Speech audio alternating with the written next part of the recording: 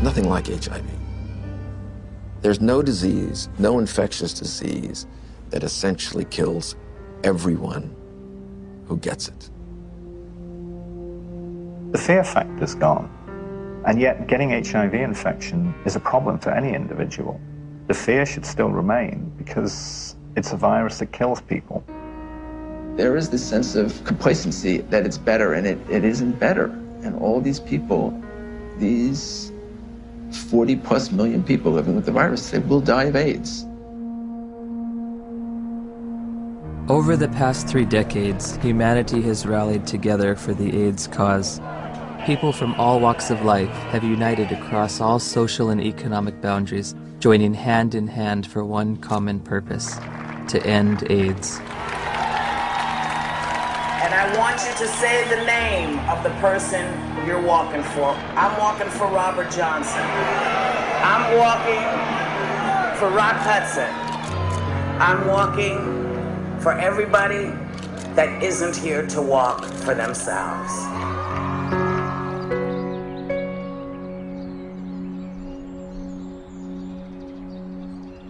The statistics are growing, all except for one. That's the amount of people cured, and it's still 0. In theory, we could cure AIDS on a piece of paper. Maybe someday it'll come. I can't say when. Despite all the major progress we have in chemotherapy of those patients, none of these patients got rid of the virus. I don't think the pharmaceutical industry is very interested or invested in a cure. You know, I don't mean to be too cynical, but the reality, I think, is that, you know, the situation they've got now, which is lifetime treatment with expensive drugs, that kind of suits them pretty well. A cure is going to require some very tricky and sophisticated molecular biology, and I frankly don't see it happening. Ever? Ever.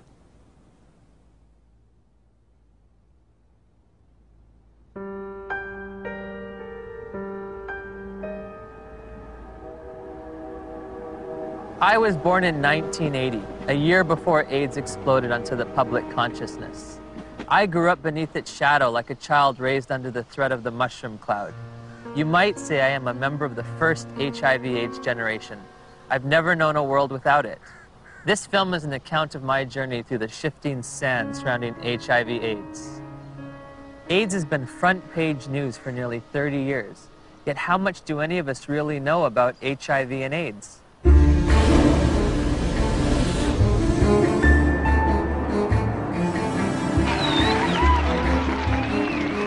What is the difference between HIV and AIDS? I don't know exactly. HIV is wow. HIV 是它的病毒，那 AIDS 是那个病，所以两种是完全不一样的东西。It's the same AIDS thing. is the actual disease. It's the I same don't know thing. really. I don't know the difference. I know HIV is less deadly. Pour moi, il y en a pas forcément. Enfin, c'est vrai que j'établis pas de différence entre les deux. What would you say is the difference between HIV and AIDS? Yeah, it's not a big difference, is it? HIV/AIDS is just the starting point. HIV is a virus. The actual virus is AIDS. People around the globe were just as confused as I was. So I sought out the world's leading HIV/AIDS authorities, among whom were the discoverers of HIV, the key White House advisor on AIDS issues, and the executive director of UNAIDS' global response to the epidemic. Meeting with these distinguished experts, I candidly asked, what is the difference between HIV and AIDS? The difference between HIV and AIDS is a really critical concept, and unfortunately it's one that seems to escape a lot of people, or just they don't remember it after hearing it. HIV is a virus. AIDS is a syndrome caused by infection with the virus. So you don't get infected with AIDS, you get infected with HIV, and that causes AIDS. The biggest problem with the HIV theory of AIDS is HIV. There is a group of AIDS denialists that say that HIV does not exist and has never been isolated, which is as bizarre as it gets. We do not say that HIV doesn't exist. What we say is that the presently available data does not prove the existence of HIV. The reality is that HIV does exist and does cause AIDS. I mean, the evidence is incontrovertible. HIV causes AIDS. All right, that's a theory that's there. Let that theory be there. But let's have some other conversations. Let's have some other research. Let's have some other funding. Maybe something else is working here. No. Why nearly 3 decades since its discovery does there continue to be debate over HIV? Why is there no cure in sight? To answer these questions, I needed context. The past is prologue, so my journey begins with a step back in time.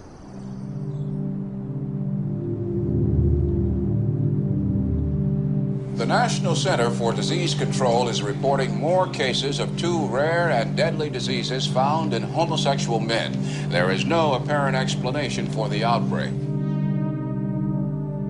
Obviously, this is an issue with great emotional fervor, but... How can we stay unemotional when people are dying every day from a disease the CDC has yet to name? For crying out loud, if the CDC won't name it, at least demand the press stop calling it GRID. Well, unfortunately, I have to take credit for coining the term GRID, which stood for gay-related immune deficiency. We were seeing a cluster of gay men who were suddenly critically ill of pneumocystis pneumonia, which was the indicator disease of something new, and reported our findings to the CDC. I was the chief of the STD division at the CDC at that time when the draft report of 5 cases of pneumocystis in gay men came across my desk for review. Shortly afterward, cases of a very rare cancer called Kaposi sarcoma were diagnosed in young gay men. My first reaction was, this is an extraordinarily important finding. The CDC was looking for something like that when it came along. They were looking for it already. They were hoping there was going to be a new plague because polio was over. The CDC's budget was getting decreased. This is back in like the early 80s. There was double-digit inflation, a very high unemployment, a rapid military buildup, and a threat to decrease all domestic programs. And this led to reductions in force in the public health service, particularly the CDC. The Center of Disease Control, CDC, in Atlanta was under threat for reduction and even theoretically for closure. There were memos around the CDC that says, we need to find a new plague. For them to justify their expenses and their existence and make their careers, they have to find infectious diseases. We need to find something that'll scare the American people so they won't give us more money. Once people recognized that this was likely caused by a virus, the media attention went from no news coverage to the most covered news story in history. People went from neglecting it to fear and panic. Maybe I can get it. All of a sudden, AIDS was a very fundable project, and I suppose the psychology they worked on was the fact that they thought, well, in Congress, essentially this is white, straight, heterosexual men who are the congressmen, and if they feel they can't fuck around without being worried about AIDS, they're going to let the dollars out. And it worked. Suddenly there was a lot of money available for anybody who wanted to study HIV. And nobody ever looked back and said, why do we want to study HIV? Bob Gallo said on television, causes AIDS. The evidence shows that this disease is not merely confined to the gay community. I motion to call the disease acquired immune deficiency syndrome, AIDS. In 1982, Dr. Harry Haverkos was one of the Centers for Disease Control's epidemiologists tasked with defining AIDS. AIDS refers to a syndrome, and its definition changes periodically. AIDS is a chronic disease. It's based on its immunodeficiency. AIDS is not a disease, right? AIDS is a whole lot of different things. Depends on what country you're in. When your CD4 count falls below a certain arbitrary level, by definition, you have AIDS. You know, when someone's count goes down and then it goes back up again, it's, politically they may still have AIDS. Medically, I don't think they do. If you develop any of a number of opportunistic infections or diseases, that puts you in the category of AIDS.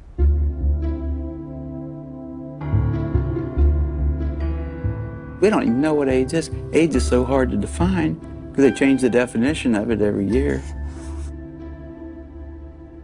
The definition of AIDS has broadened over time. It was revised in 1985, and then again in 1987. The changes in the definition have been political. Every time they change the definition, the numbers go up. The definition has changed many times. The biggest change was probably in 1993, which they then, added the CD4 count and HIV, and, so you could not even be ill, but if you had a CD4 count consistently below 200, you now had AIDS. A closer look at the Centers for Disease Control's documents reveals that AIDS numbers actually declined in 1993, but a retroactive definition change increased the estimates by more than 100%. The more diseases they could lump into this AIDS syndrome, S stands for syndrome, the better the chances are they get patients under that umbrella, the more patients they could catch.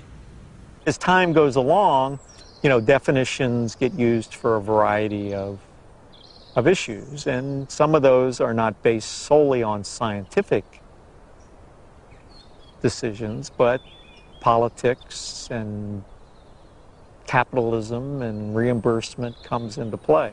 For example, a person with hepatitis C, even say here in San Francisco, if you got hepatitis C and only hepatitis C, you're shit out of luck. Having an AIDS diagnosis, I get a free apartment. The city of San Diego pays my apartment. I can have the state of California pay for many medications related to HIV. I get Social Security benefits. I can get discounts on my supplements at the local health food store.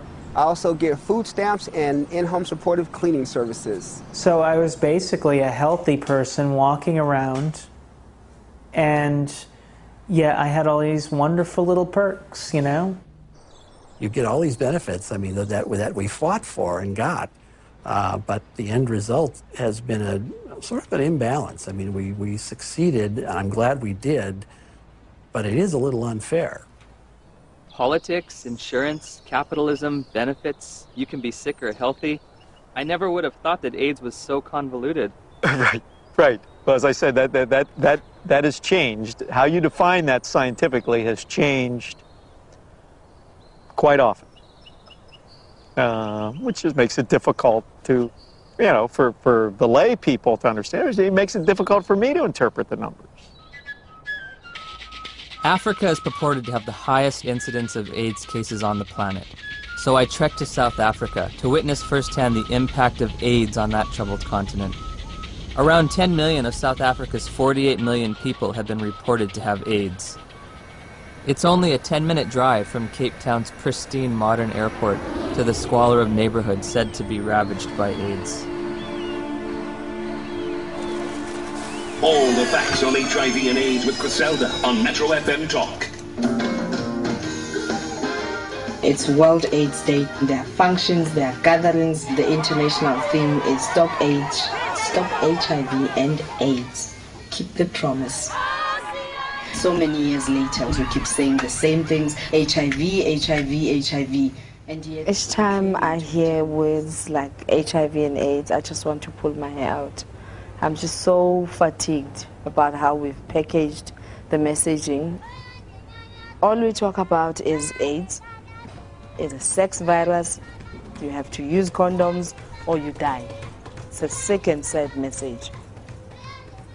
People can't think outside AIDS anymore. It's just a shocking, sad reality. The first AIDS meeting on the continent of Africa was in 1985 in Bangui. We were there with a few people who had experience on AIDS in Africa.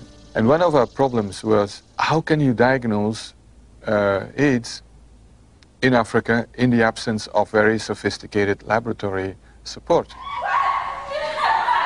Even though by 1985 there was a HIV test, most of Africa didn't have access to it. So one of the things that we did in that meeting was to sit down and hash out the so-called Bangui criteria for the diagnosis of AIDS in Africa.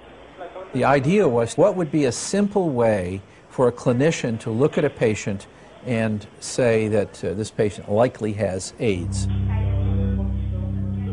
We say somebody who has a combination of certain signs and symptoms like major weight loss. And if you have a combination of that, you can say this is probably somebody with AIDS. They wanted a clinical case definition where they could decide that someone had AIDS just by looking at weight loss and persistent fever and so on. It gave something to clinicians in Africa to diagnose AIDS.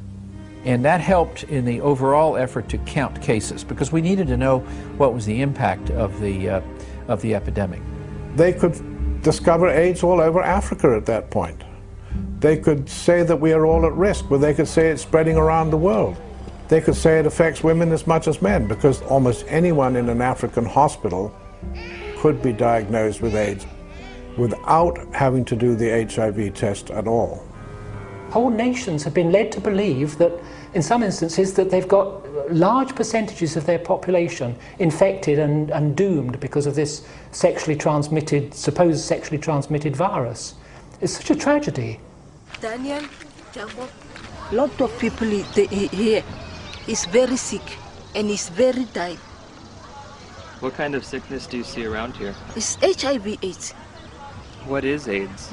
We don't know. We don't know. So here you're living in a mud hut, and here some come white men with doctors who you respect, and they tell you that there is now among you an invisible disease, and it gets into your blood and can stay there unseen for years, and when it manifests itself, it's going to manifest itself in the forms of diseases you've always known. Maybe if you look skinny, if you lost weight, maybe they'll simply say, hey, you have AIDS, or you're coughing a lot, maybe. They'll say you have the disease.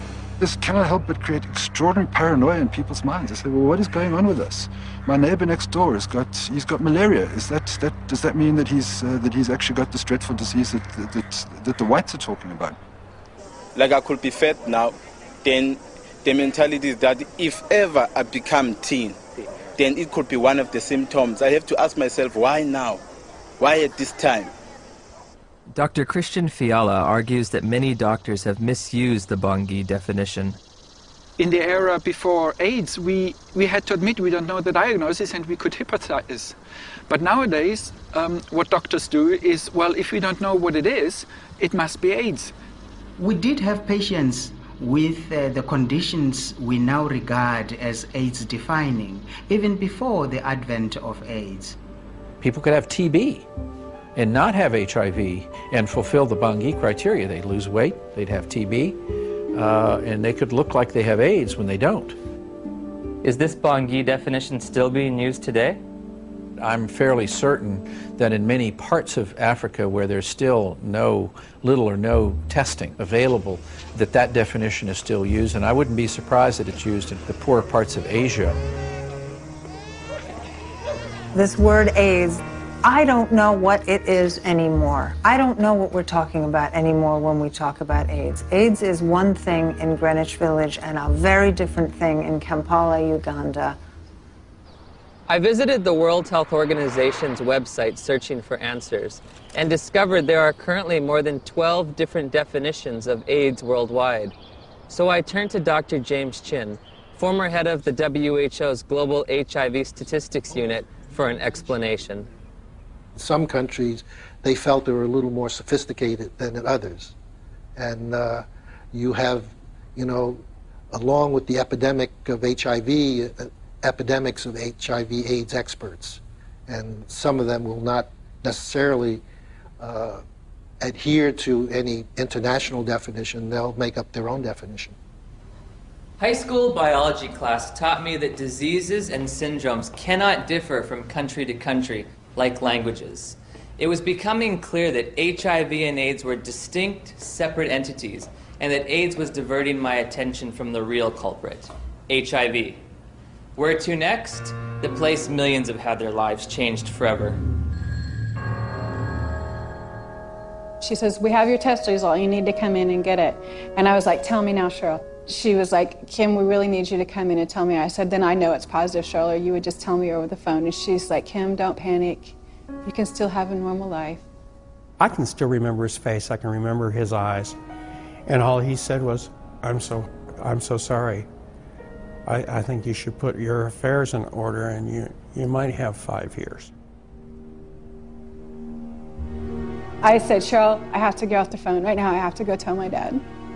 He started crying. This isn't the way it happens in the movies.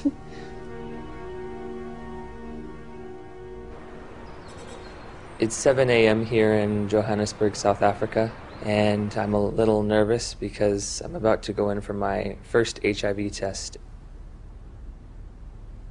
Have you ever gone in for an HIV test? No. No. No. No. No. Yes, I have actually, a few years ago. Were you nervous, apprehensive? I was, very frightened. The nearest testing center wasn't in a hospital or in a doctor's office, but on the main concourse of a bustling train station, beneath a few portable tents. HIV testing facilities are everywhere, from street corner kiosks to shopping malls. I'll be tested with a rapid test, which looks for antibodies to HIV. So, have you ever tested for HIV before? No. Except no. Never. It's the first time. First time. Wow. Is this your questionnaire? Yes. Okay. These tests claim to be HIV tests. I'm going to read from a section that says limitations of the tests. The specificity of the Reveal Rapid HIV Antibody Test for blood specimens in low-risk populations has not been evaluated. They don't know, in their terms even, how well this test is going to work in people they don't want it to work in, low risk. We don't think you're at risk. Tell me about your sex life. My sex life? Us? Since you haven't exposed yourself, lied, sex, you're not homosexual, you're gay, you know your story. Yes. Let us go and find out.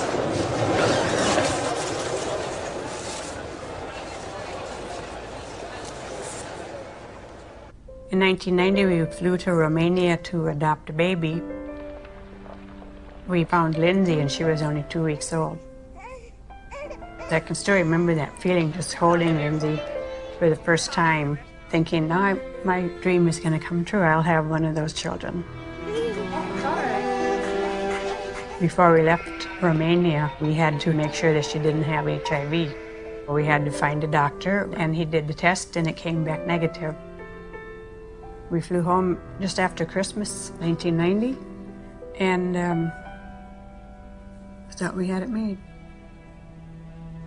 So I'm going to do a test, which comprises of 2 test kits.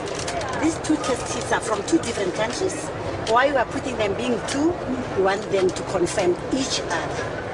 Can they be 2 different outcomes? Then this one is a determiner, which is going to give us the final results. Can I just ask you something, as someone who's a little nervous? Okay. It seems like if this is positive and this is negative, my life hangs in the balance on whatever this one is. Yes. But how do we know that this one's accurate when both of these were inaccurate? This one has been tested to be the one that is going to take out the results that are correct. Oh, so this one is more accurate than these 2? Yes, according to what we have learned. So why don't we just use the more accurate one to begin with? Well, you know what? What if now the more accurate one has a discrepancy? How are you going to find out? I don't know. Rapid tests in Germany, it's not allowed for standard diagnostics. May I ask how come you don't use rapid tests for standard diagnostics? Several professional organizations who decide as an expert committee on guidelines how to do things. None of these responsible societies recommend it for scientific reasons. We always say to our clients, even if you have tested here, you can go to other centers and go and test and verify our tests. You cannot say you're 100% because you find clients going from area to area doing tests. And they come with stories that I was negative at a certain area, I'm positive with you. How do they decide whether they're positive or negative? We cannot tell because we are using a rapid test. It occurred to me that perhaps the HIV epidemic is reported to be so widespread in South Africa and other poor nations simply because they use these inaccurate tests. There's the saying that if you knew how what sausages are made of, most people would hesitate to sort of eat them because they wouldn't like what's in it. And if you knew how HIV/AIDS numbers are cooked or made up, you would use them with extreme caution. I decided to investigate HIV testing protocols used throughout the developed world. When we're testing people for HIV, the first thing we do is a screening test, and it's usually a test called the ELISA. But there are also now available rapid assays that can be used as screening methods. Because they're faster. And we all know faster and cheaper is more efficient. If an ELISA is positive, it does not mean that the patient is HIV positive. That's a problem. If we're using antibodies as a screening test to tell who's infected or not, very occasionally you can get false positives. So screening tests by themselves should not be used as a definitive measure of infection. That's why we use a screening test to pick up all the cases, but we use a confirmatory test to eliminate any false positives. Take it easy.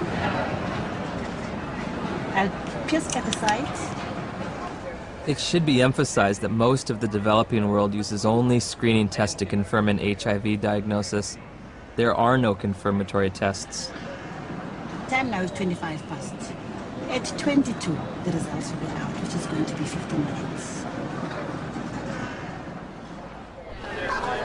9 days after returning home, Steve and Cheryl's pediatrician ran a battery of tests on Lindsay, including an HIV test, even though Lindsay had tested negative for the virus in Romania.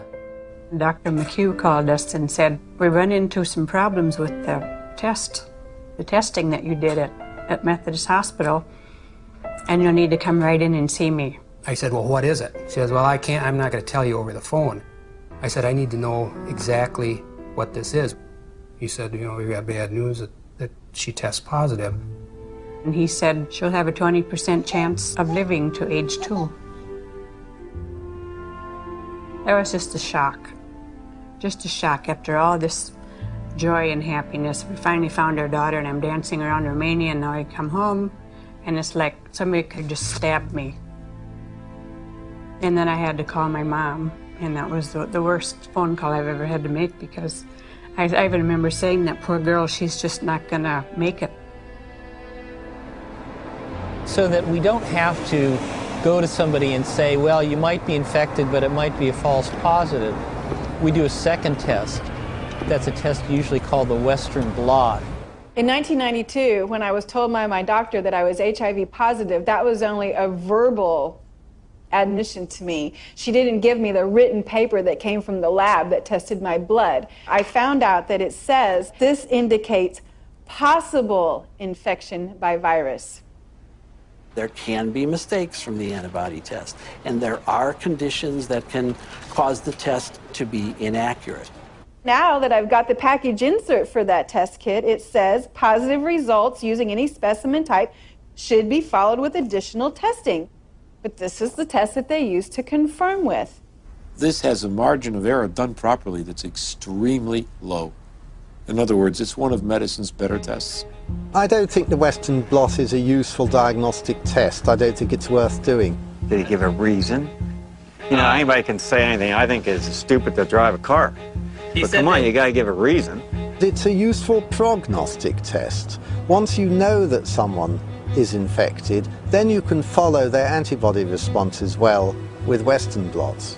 I'd say he's absolutely wrong. It has a complete usefulness. You don't need a Western blot. And it's become a dogma in HIV research that you need one ELISA followed by a Western. You don't. You need 2 different kinds of ELISAs made in 2 different formats. Would you ever want to confirm somebody is positive using just ELISAs? No, never. It's against the rules. It's against the recommendations. It's a turbulent sea of argument about how can we use this test? When can we use this test? Why does this test have no standard? We have a group now of about 40 patients that have no detectable virus in their body, but they're not being treated. So the first question is, are they really infected? So the Western blots can have false positives? No, the Western blot was negative too. But they were told they were positive by a lab, yes, that misread the Western blot. Heavyweight champion Tommy Morrison tested positive in 1996. 11 years later, in 2007, he tested negative multiple times, allowing him to return to the ring. There's constant discussion in the community of people who do diagnostic testing and the blood bankers about how to read these tests. When you're looking at this Western blot, how do you determine what is a positive? You need a certain number of bands being present. It depends a little bit on the producer of the test. It depends on the manufacturer. Is there different criteria for what might be a positive? Yeah, there are different criteria from the manufacturer. Thank you for the word. And also there are guidelines from the WHO and UNAIDS. Well, HIV infection is diagnosed with rather now routine laboratory tests, which for which there are criteria for diagnosis established by the manufacturer, FDA. Claudia showed me the package insert that comes with the Western blot. It contains 8 different sets of criteria for diagnosing HIV infection. Because of the different criteria that apply in different countries, you can be considered, you can test HIV positive in one country and be given an AIDS diagnosis as a result of that, whereas in another country you won't test HIV positive and you won't be given an AIDS diagnosis. It's ludicrous that you can be positive in one country and not positive in another. Theoretically, I could be diagnosed with AIDS in the United States, but if I take 3 steps to my right, I wouldn't be diagnosed with AIDS, or I would lose my AIDS diagnosis when I crossed the border. In 1992, I was encouraged by a doctor to take what's called an HIV test as a matter of social responsibility, and I was shocked and devastated and horrified when the results came back positive. It was one of those moments that everyone fears their whole life. A week later, I take the same test to an AIDS specialist. He looks and says, "This isn't a positive test. I don't know what this test means." Since a false positive looks like a true positive, how can you ever distinguish whether it's truly a positive or a negative? Well, that's a great question. It's going to be very hard to determine a false positive. So I take the test again, and this time my results come back marked from the lab indeterminate. I'm faced with the decision, do I want to wait 6 weeks to test again or do it right away? I opted for right away. My results that time come back positive. Took it again, came back negative. I took it again, positive. What happens if you're positive on one criteria but negative on another manufacturer's criteria? How do you decide who's infected and who's not? You will use the most sensitive criterion. In late December of 2007, I read about new legislation passed in New Jersey calling for the mandatory testing of pregnant women or newborn infants should the mother's status be unknown. HIV mandatory testing, to me, is a no-brainer.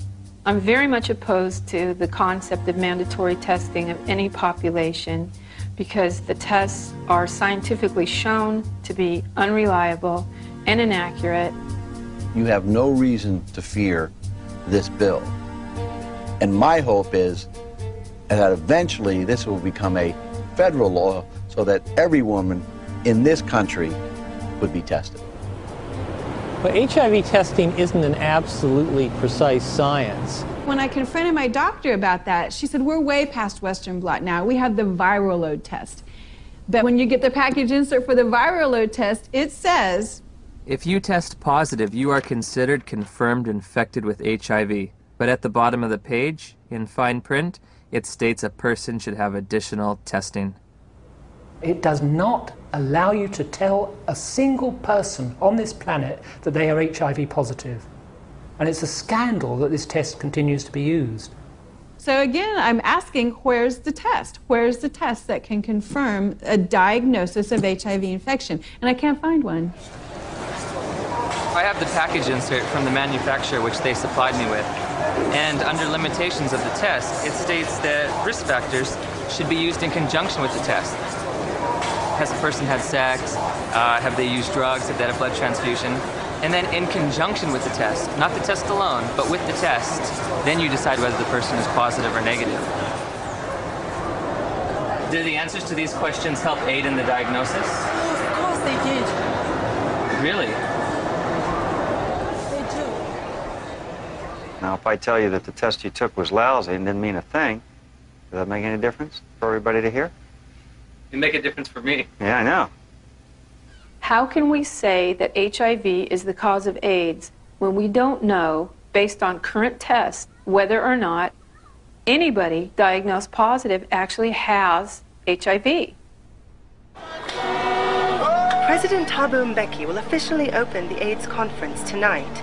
Delegates here are hoping he will finally separate himself from the AIDS denialists. We remain convinced of the need for us better to understand what would constitute a comprehensive response in a context such as ours, which is characterized by high levels of poverty and disease.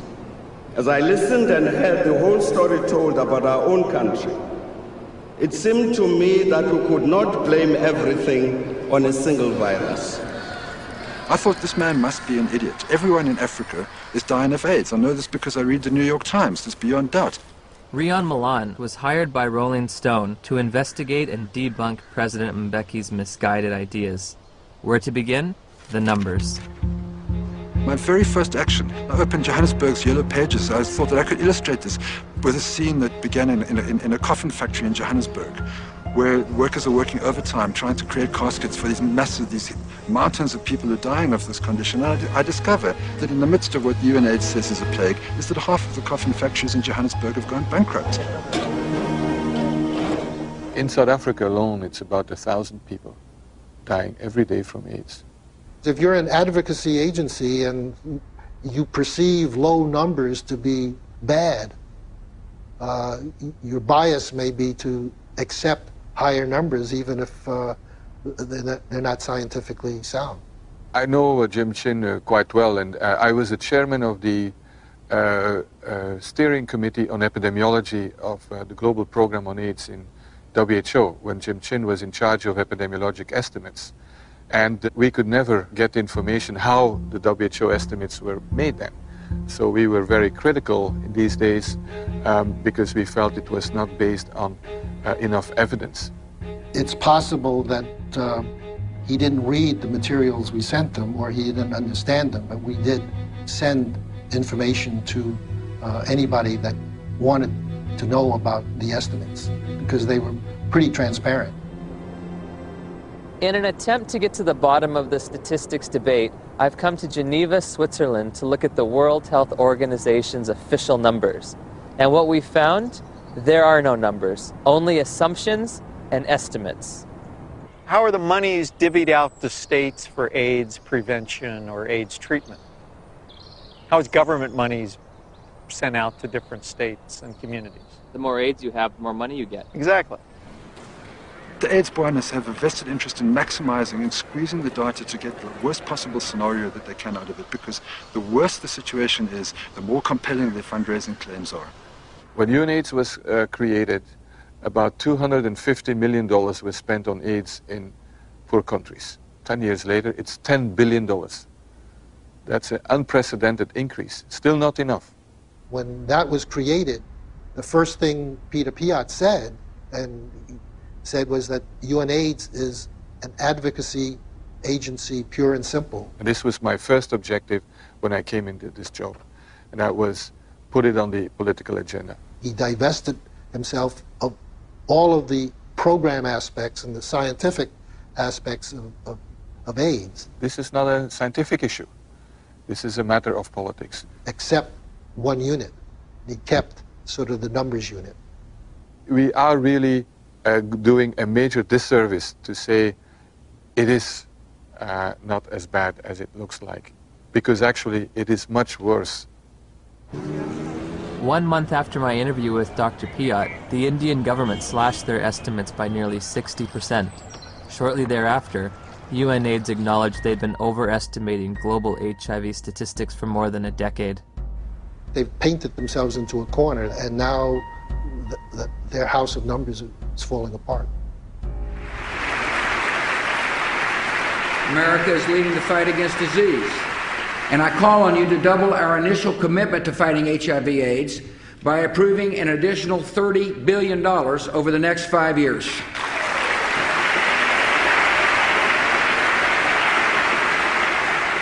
Global corruption, misuse of statistics, in order to convince people that there's one hell of a problem out there, guys, and we've got to go and do something about it.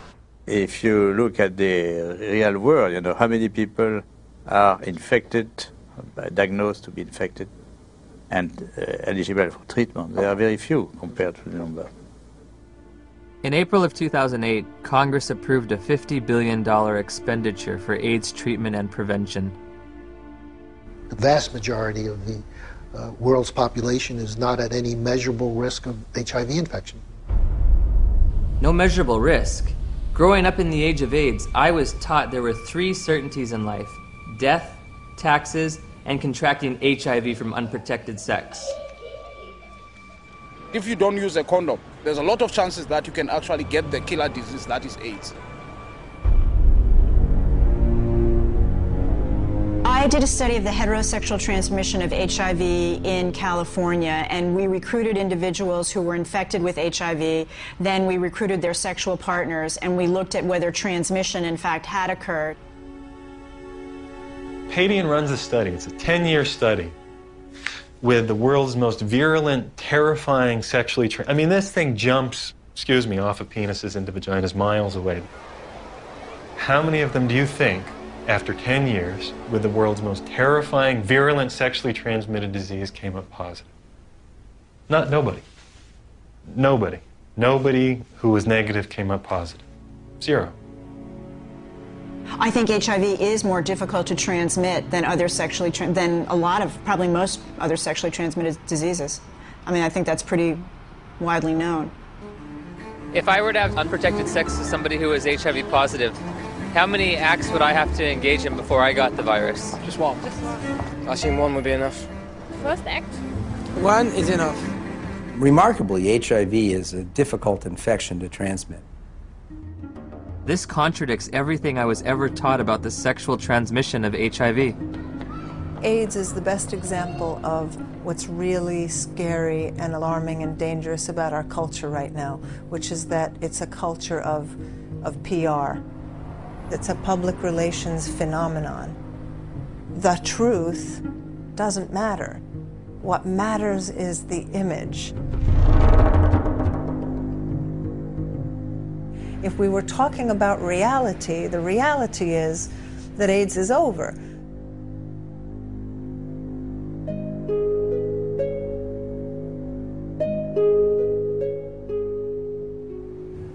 Somebody decided in the early 80s that there's this infection called HIV.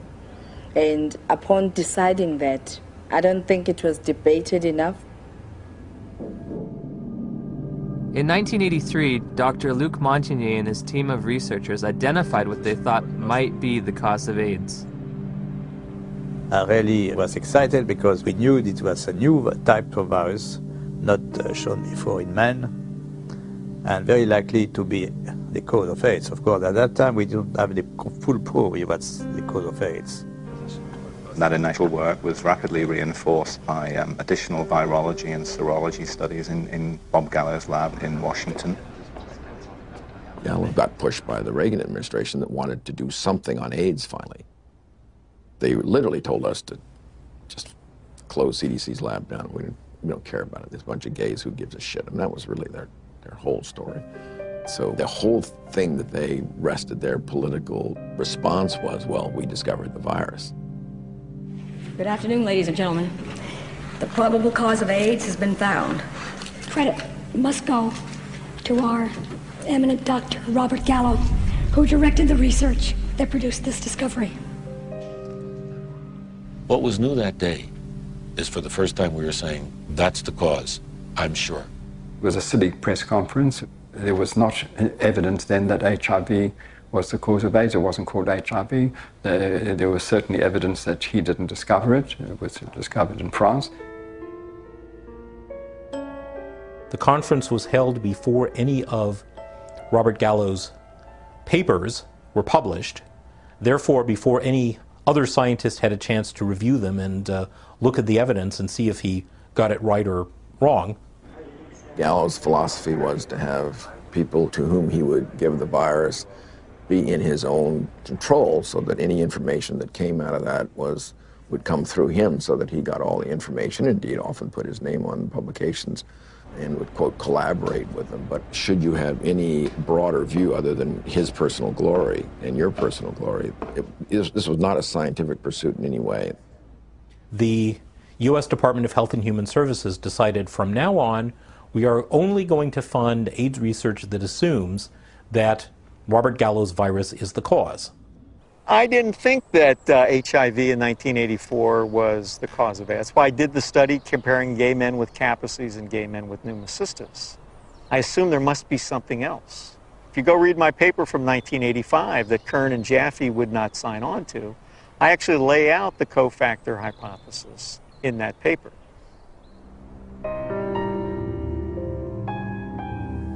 I'm a promoter of the role of cofactors in AIDS. Well, cofactors just says that the cause of a disease is by more than one factor. Just simply being infected with HIV is not going to do it. You need certain cofactors. Cofactors are not necessary. Dr. Fauci would say HIV causes AIDS without the need for anything else. That's kind of ridiculous. The data that indicate that any different type of infection like mycoplasma or something like that is a necessary cofactor, I believe those theories have been debunked. What the fuck does he mean? Sorry. What's it? What does he mean that there are no cofactors? Where's he coming from? There's cofactors for everything. Cofactor implies something specific. And it really gets us off into tracks that are wandering. Gallo isn't gonna change his mind, but he's probably 70 years plus now. He's gonna remember things. You know, we all remember things that are good for us, and we forget the bad things. The cofactors are important to really understand how people get ill, why they get ill. What is asked of an AIDS journalist is to deny an existing reality, which is a strong, growing body of dissent on a scientific question. In August of '92, my dad had just read his latest National Review, and there was an article in there about Peter Duesberg, a maverick cell biologist. He said he didn't think HIV caused AIDS. To deny that this well-identified, well-characterized virus is linked with AIDS is, to my mind, just potty. He said, I can't replicate this in my office. I can't get this virus to do anything. We thought, oh my gosh, my dad is really daydreaming. He's trying to wish this all away because he knows how upset we are. Just wish it all away, and everybody will be gone happy. If Fauci would say, here's $1 billion for alternative theories of AIDS, you wouldn't believe what's going to happen. A lot of HIV researchers overnight would would start cofactors. The first year they would call them cofactors of HIV. And the next year, the co would be topped and HIV would be topped a year later. Peter is highly intelligent. He did excellent work. I mean, no wonder he got a full professorship in Berkeley and was nominated to the American Academy of Sciences. But I told him very frankly that he's killing people with his theories, and I still stick to that. They attack him, they attack his ideas, and they present some bogus way of refuting what his science has said that doesn't really refute it. Peter Duesberg? Yes. Oh. They are all prostitutes, most of them, my colleagues, to some degree, myself. You have to be a prostitute to get money for your research. You're trained a little bit to be a prostitute. But some go all the way. In light of all this scientific uncertainty, I asked Dr. Fauci for evidence linking HIV to immune deficiency disease. When you put the combined findings of the initial characterization as a distinct retrovirus isolated by Montagnier and his group, together with Gallo linking the virus to being the cause of AIDS, and they put those things together, and that's how we have a confirmation of the causative agent of AIDS, namely HIV. Still unclear about the evidence for HIV's existence, I decided the best way to verify it would be to actually see it. I asked Dr. Hans Gelderblum, a world-renowned electron microscopist, if he thought there was any reason to question Dr. Montagnier's published images. I've seen these publications, stamp-sized images. It's a nuisance. It's a nuisance. You do not really see much. When we saw that photo, we said, suggestive, but not convincing. Dr. Gallo, 1 year later, published photographs he claimed to be of HIV. Were his any better? These pictures were not so impressive. They were not much better than Montagnier's images. It's one thing to look like, and another thing is to be a virus. In 2002, I stumbled across an article by Valander Turner and Andrew McIntyre of the Perth Group in Australia, and it questioned whether there's ever even been found a virus. I became consumed with researching this. I could read from morning till night every day, and every link to another link, and I would email to these people and say, where's the test? I want to know. Am I dying? Am I contagious?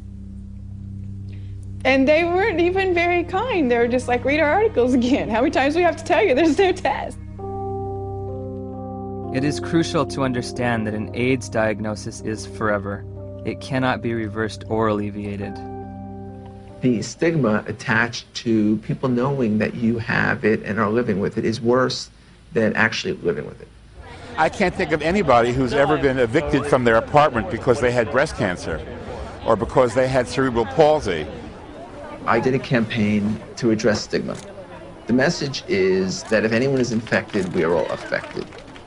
Some have it medically, some have it socially, some have it culturally. And at the end of the day, if it exists anywhere, it exists everywhere. We don't all have AIDS. And once you start bullshitting, it's a problem. You know, we don't all have AIDS. We all have to be sympathetic to AIDS. And yes, there's all kinds of people who get HIV infection. But you know, we don't need to make, in my view, non-truths, you know, or just to have a slogan or a symbol. We all have AIDS. No, we don't all have AIDS. But my message is you do have it, whether you want to accept it or not. Are you medically susceptible? Maybe not. But are you socially vulnerable? Yes. In June of 2007, the BBC featured a news story which began, HIV infection theory challenged.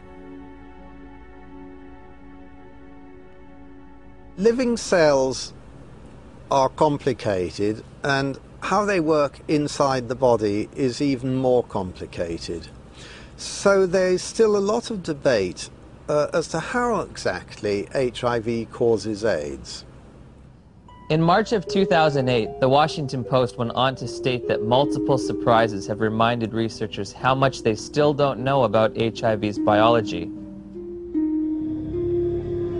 HIV has got to get inside the circulation of the body, and it does that in ways that are not completely understood. The prime target for HIV is a T cell population called CD4 helper T cells. The way that the virus gets into the target cell, it fuses its membrane to the membrane of the cell.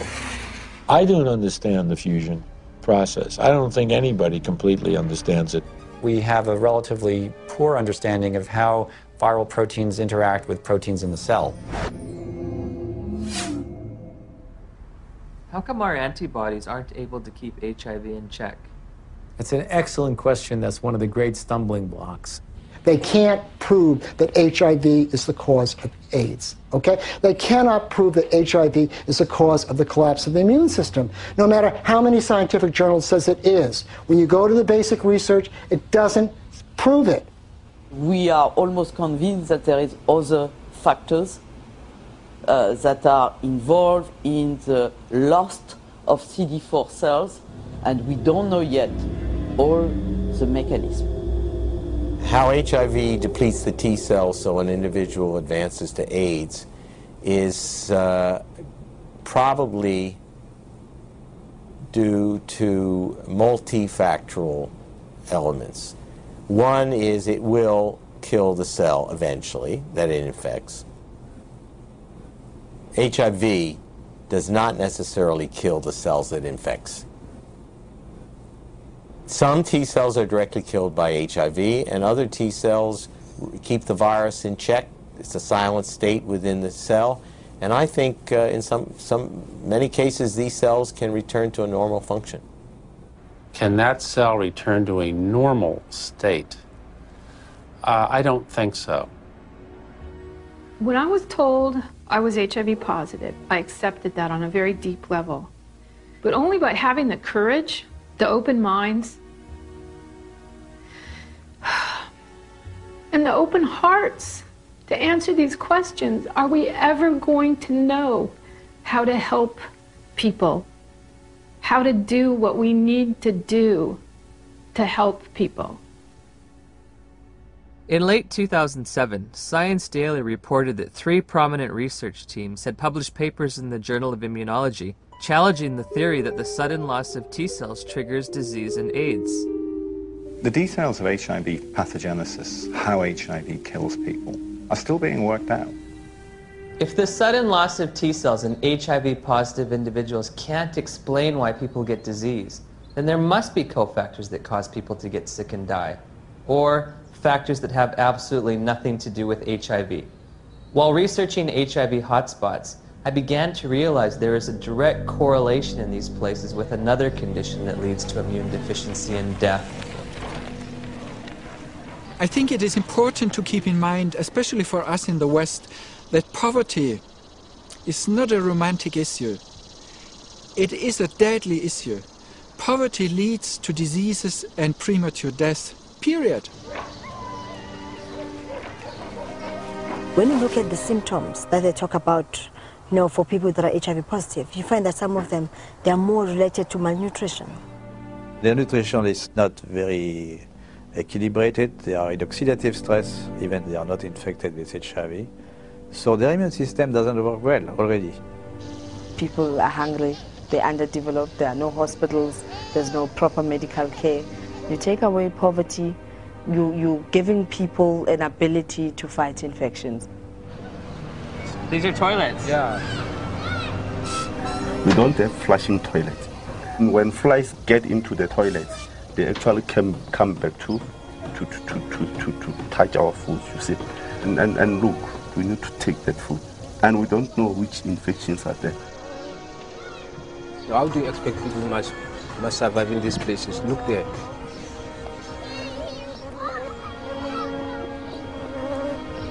How many white people they are staying in this house like this one? In Cape Town is different. You go to suburbs, you see the suburbs is different to our places. Why have we done nothing for African people, just like give them clean water so they don't die in infancy of diarrheal disease and stuff like this?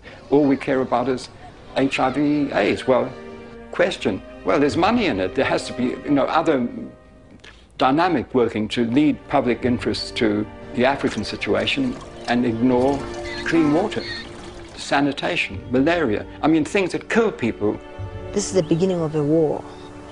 It is a war to reclaim our health. In 2008, USA Today published a news story that stated, if we look at the data objectively, we are spending too much on AIDS. About $10 billion a year is spent on AIDS, while 2 billion people live with no sanitation. 1 billion lack access to clean water. And malnutrition kills someone every 10 seconds. These factors enable diseases to thrive and severely weaken the immune system of those living in such squalor. If we were to take all that money and put it towards developing poor countries, God would be so proud of us, indeed, because we would have taken away the major challenge that's facing humankind, and that is people dying in silence. It's slow, painful deaths from being scared of something that was just packaged as AIDS. Could it be that the real epidemic is extreme poverty, not HIV? On the other hand, HIV allegedly occurs in the United States as well. So I looked for alternative causes of immunodeficiency in this wealthiest of nations. There are other ways you could produce a condition that looks like AIDS, but they too will be some source that causes a severe defect in the immune response. 19 million Americans now, 19 million are taking illicit drugs every day. But we don't talk about this. This is politically incorrect. There have been a number of theories as to what the origin of HIV/AIDS is. One of them was a theory that certainly turned out to be completely incorrect, that it's a lifestyle phenomenon. There's a large epidemic of STDs in general in the late 70s, and particularly in gay men. In San Francisco, New York, Los Angeles were meccas of the new lifestyle, which came from the liberation in the post-Stonewall era. The more partners you could have, the more you were striking a blow for gay lib. I remember talking to one of the people who was at the forefront of that lifestyle. It very much felt like if he did have another bout of syphilis or gonorrhea, whatever it might be, that it was like a notch, a victory notched up for his right to exist as a gay man. I went on a vacation to Los Angeles, and it wasn't that wild, but one night I went to a bathhouse. I came home with, get this, at the same time, syphilis, gonorrhea, and 2 forms of parasites. I have no views about that, in a judgmental kind of sense, but certainly from a public health point of view, that's kind of a prescription for disaster, because AIDS first occurred in these men who were not healthy for reasons that were obvious to everyone. You're talking thousands of partners, sometimes hundreds, per month, lots of antibiotic use, lots of drug use, and the result were people were getting pretty sick. There's a drug called amyl nitrate that was developed in the 1850s and 60s. Came in ampules, and they became known as poppers because you'd pop them when you open these ampules up to sniff them when you had coronary artery disease. The first AIDS cases, for example, that Mike Gottlieb reported were all 5 gay men. They were young. They all used poppers. Poppers, something you walk around huffing all night. I mean, it says flammable, fatal if swallowed on the side of the bottle. They're walking around huffing it all night long. Why? Gives you a great rush. Poppers was a sex drug. They were in every gay bathhouse, every bar, every porno bookstore across the nation. Poppers were visible on the dance floor in the discos. At the end of an evening, the bartender would announce, last call for alcohol, last call for poppers. It was like a mad, wonderful kind of a dance that was being done. But if you think that can happen forever, you're wrong. Whether or not HIV exists, whether its role in a weakened immune system is almost irrelevant when you compare it to what was going on at that time. The lifestyle explanation proved politically unacceptable, but the virus explanation proved very, very acceptable to many different parties. Pneumocystis pneumonia and Kaposi's sarcoma were the hallmark diseases for AIDS in the early years. To go back and deconstruct it and say, what exactly did cause pneumocystis carinea? I remember the first patient that I ever saw, my resident brought me to see a young gay man with pneumocystis pneumonia. I knew a little bit about the use of poppers or amyl nitrite inhalants, and I started asking the patient if he used them, and it turned out that he was a very heavy user of amyl nitrites, and much to the surprise of my students, I said, I think the man probably has destroyed his pulmonary immune system by inhaling this toxin. What exactly caused Kaposi sarcoma? We know that now. It was amyl nitrite. We saw KS decline, interestingly parallel to the decline in popper use. We now know that Kaposi sarcoma is caused by a second virus, the human herpes virus strain 8. To rescue comes another virus. As always, when you're in trouble, you find another virus. If one wants to look at really what causes this, we've got to look beyond just HIV and just beyond HHV8. Calling it a disease, see? And to give it that name, AIDS. So everything's included under that, and you don't have to just say, I mean, if you'd have said, you know, these people are getting a lot of weird diseases, all kinds of diseases, it wouldn't have had the same impact. It was much better to say, there is an infectious organism on the loose in America, and it could get you.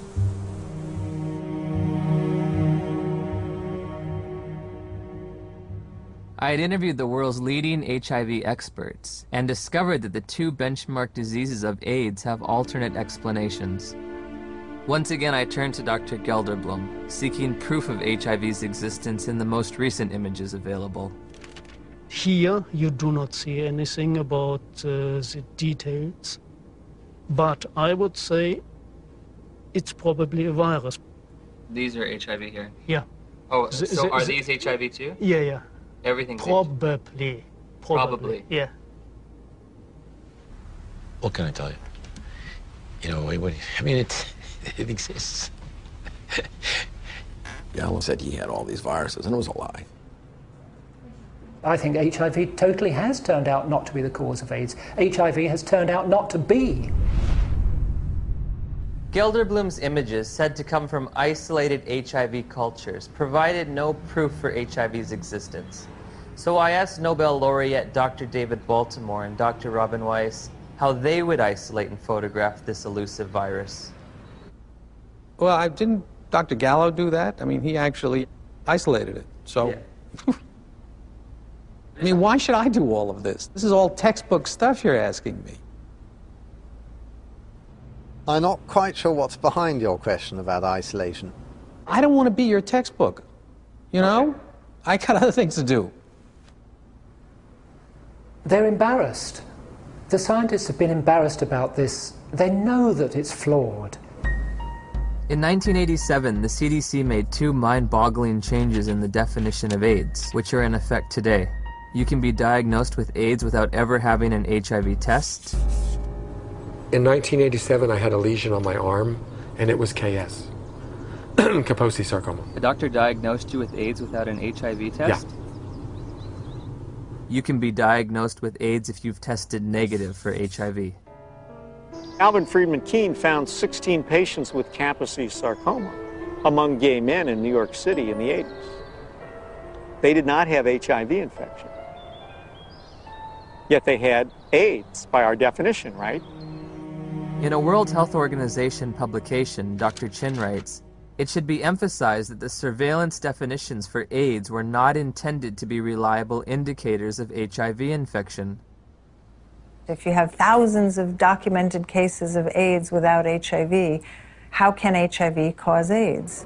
Why do you believe that HIV does cause AIDS? Because that's all the information that I've been given. Because we've never been taught anything different. We have read it, heard it. Because that's what the scientific community has told us. Scientists are supposed to observe, experiment, and reason from what they observe. They're not supposed to grab hold of an idea and cling to it and adjust everything else in their perceptions to fit that idea. I think an HIV positive test means that your life is forever changed. You have a whole new battery of things to consider for yourself. What does it mean to me? It's very hard to find anyone who supports you when you say, I don't think I'm going to die of HIV or AIDS. The typical model of HIV equals AIDS equals death. How invested am I going to be in that model? Everyone who's infected with HIV would like to deny it. I mean, it's a bad prognosis. It means you're going to take drugs for the rest of your life, et cetera, et cetera. So there's people who want to say, I'm one of the people who tested positive, but I'm not going to get the disease. Do I start treatment? Treatment meaning the antiviral drugs, if ever. We started taking Lindsay to a doctor at the Children's Medical Clinic. She gave us a prescription for retrovir syrup, which is AZT. It was so important for us to get something to help our baby that we sat on the floor in the pharmacy and gave her first dose. Shortly after Lindsay began AZT treatment, side effects began to emerge. Her eating habits changed quite a bit. She didn't eat well. She was hard to handle at the table. And then the leg cramps started. Once that started, it got progressively worse. She would just grab him and go, ow, you know, screaming in the middle of the night. Just like it was it wasn't an ache, it was like, must have been sharp pains. It's just made you feel sick to your stomach. Any drug active on HIV will be toxic because it's not 100% specific on the HIV enzymes. When we switched over to the university, then the dosage of AZT went up, and that's where she started flattening out on her growth chart. The doctors would try to put a positive spin on how well she was progressing. It was mainly in the T cells that weren't always a positive situation. Yeah, the T cell count would go down, and then the doctors would say, well, maybe we better raise that AZT dosage, get that T cell count back up. We were going, I think it's kind of making her sick because she doesn't want to eat. She's having leg cramps. And they'd say, well, it's the HIV, and that's what it does. It's all part of the package. The treatment causes a very similar condition we would expect from an AIDS patient. That's why nobody noticed that there was something wrong with the treatment. I remember in 1992, after I first tested positive, I became involved in an organization called Women at Risk. There were 11 of us at the time on the board and involved in the group. All of us except 3 were on the medications. In the year and a half that I was involved with Women at Risk, every single woman in that organization on the drugs died. Every single one, except the 3 of us who weren't taking them.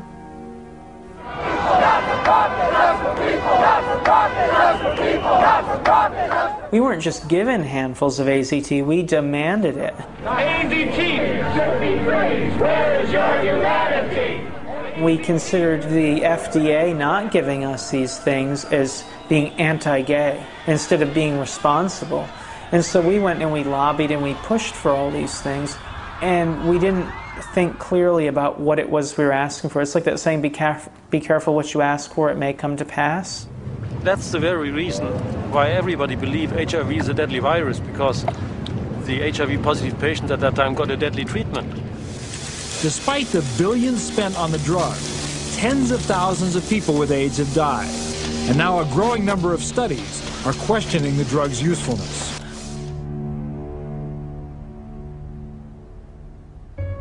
We just decided between ourselves in November to write to Peter Duisberg and say, sorry to bother you. Are you for real? And if Lindsay were your daughter, what would you do? On November 11th, we got a big package, and he said, you must take your daughter off AZT immediately or she will die from it like Kimberly Begalis. That is AIDS by prescription. You get immunodeficiency and you die from the tox. That is AIDS by prescription. When AZT became widely available in 1985 and 1986, I cautioned my patients not to jump on the bandwagon and start being treated. I didn't want to see my community poisoned by an ineffective therapy. I think in retrospect, the dose that we started with AZT was a dangerous and poorly tolerated dose. Nobody wants to realize what was the real effect of this overtreatment. That means that we killed a whole generation of AIDS patients.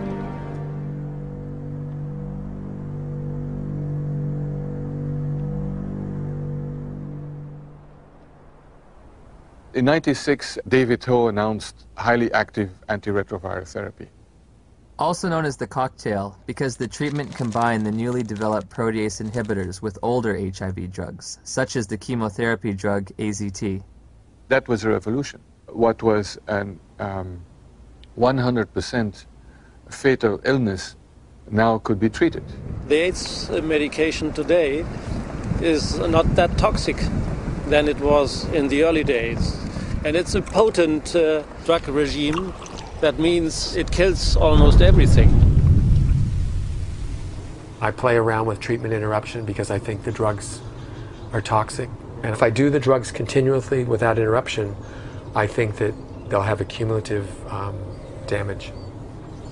In the years that we've been using the cocktail, we've found that there are lots of side effects. In South Africa, I spoke to a couple of pharmacists specializing in HIV treatment. How often do you see side effects in patients? Yeah, all the time. All the time. Almost all the time. We saw the lipodystrophy, the buffalo humps at the back of the neck, then the lipoatrophy, which is the loss of fat in the face and the arms, giving people a very gaunt look. The risk of heart attack seems to be increased in people on these drugs. With what we have now, the side effects eventually are going to outweigh the benefits. So patients really do better for the short term, but in the long term, they die also. In 1994, Audrey Serrano tested HIV positive. While initially healthy, she was prescribed AIDS drugs which nearly killed her and left her scarred for life. In December 2007, after multiple negative tests, she was awarded $2.5 million in damages. Some people are very fortunate. They don't have these side effects, but many people do. So prolonged treatment is impossible. I know people that are like horses, have no impact with some drugs, no side effects, and somebody else falls apart. The new generation of antiretroviral drugs are less toxic. They can be more tolerated. But for how long? I agree. We cannot give a treatment for life. It's not like insulin, you know, it's something which is toxic. Has a patient ever died from the side effects? Yeah, sometimes it happens. AIDS drugs are all classified as black box drugs. A black box drug is the most severe warning that our FDA will put on a product. It means you could die taking this because other people have died taking this. My sister Joyce was my best friend. She's a great mom and just a very lively person. In 2003, Joyce found out she was pregnant with a second child. She was offered an HIV test as standard prenatal care by her obstetrician. She called me at work and she was like, I got something to tell you. And I was like, well, what is it? She said, I'm HIV positive. So I took a deep breath. I said, well, it's not the end of the world. And she said, well, Nell, I met this doctor today and he's a specialist. And he says, is there some medicines I can take that'll keep my baby from being HIV positive? Nevirapine. Warning. Severe life-threatening skin reactions, including fatal cases. One morning, she was covered in these welts and this rash. It was all over her face. It was all over her chest, all over her arms, her hands. When they're talking about a rash that can kill you, they're talking about a drug that targets the actively replicating cells in your dermis, in your mucosal layers, in your intestine, and stops them from working. And what happens? Goodbye skin. I would never take them. I don't have a problem with other people taking them, but I, as Griselda Kananda personally, looking at the side effects that they come with, looking at the toxins that they present in my body, not now, not ever. I have patients tested in 1985. They were all advised to take treatment, but they declined the treatment for different reasons. Because they didn't want to take toxic drugs because they were feeling well at that time. And how are they doing today? They're still living. Healthy? Yeah. Once we came to the conclusion that this was the drug that was causing this problem, irregardless of what the HIV was going to do, she was going to come off the drug no matter what. If taking her off the drugs meant that she could sleep through the night and be happy for 6 months, that would be worth it, rather than live in agony for 2 years or 12 months. You hear a lot of doctors, you hear a lot of educators in AIDS, you hear a lot of people talk about it is probably the drugs that are going to kill us before the disease does.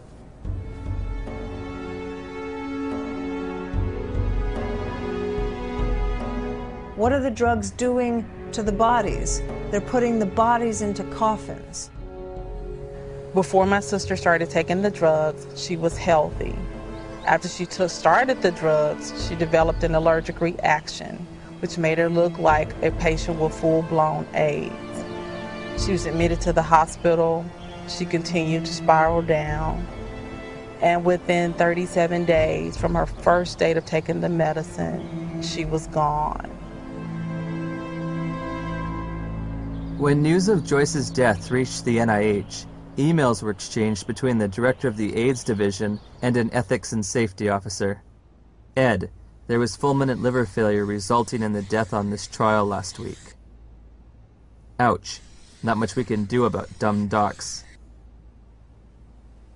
They're cynical enough to introduce drugs that they know will have toxic effects and will carry a certain mortality, and they know that the life of the drug before this mortality becomes too obvious to ignore is, say, 2 or 3 years, and they work out what the sales are going to be in those 2 or 3 years, and then they know they're going to have to reduce the dose. Joyce has 2 sons. Jamal he's in his senior year of high school this year. Sterling will be 4 years old. And in my mind, they were robbed of their mother. If someone's going to be giving me a diagnosis of certain death in 5 to 7 years, I want scientific proof. This isn't a religion. My interest in questioning and breaking and exploring does HIV cause AIDS is an instinct to liberate people from a death sentence that isn't theirs to carry. After we took Lindsay off AZT, her weight did go up. Within a couple of days, the leg cramps went away. And her physical body seemed to be doing pretty well, but it was like she was disturbed. She was agitated very easily. Her lifespan changed all the time. After she got to be 2 years old, then she'd only live to be 5. When she got to be a little older, then they said, oh, she might live to be 7. Yeah. But definitely wouldn't live into double digits, and that's just was our life then. Although Lindsay was on AZT for 22 months, she made a full recovery from the pernicious side effects. Lindsay will be 19 in October of 2009. Because it's been surrounded from day one with so much emotion, so much fear, so much psychology, so much drama, very few people are capable of looking at AIDS logically. We can be exposed to HIV many times without being chronically infected. Our immune system could get rid of the virus within a few weeks if you have a good immune system. If you have a good immune system, then your body can naturally get rid of HIV. Yes. If you take a poor African who's been infected and you build up their immune system, is it possible for them to also naturally get rid of it? I would think so. It's very easy to get people to think the right thing if you get it right on the tablet the first time. But once something's on the tablet and you gotta erase it and put something else, it's very hard to get people to think differently. The victims of HIV and the dedicated professionals combating it deserve our sympathy, compassion, and respect. However, at journey's end, I find myself perplexed, bewildered at times with an overall feeling of dismay and sadness. I found a research community in disarray over the most fundamental understanding of HIV, all the while presenting a monolithic public posture of authority and certainty. Bluntly stated, we have tests that prove nothing, remedies that kill, and statistics manipulated to the point of absurdity. 90% of global HIV corresponds to areas of great poverty and squalor. Ironically, while we may have been pursuing a phantom killer, a shape-shifting assassin, perhaps the real enemy has been hiding in plain view, clear as day, and as old as time.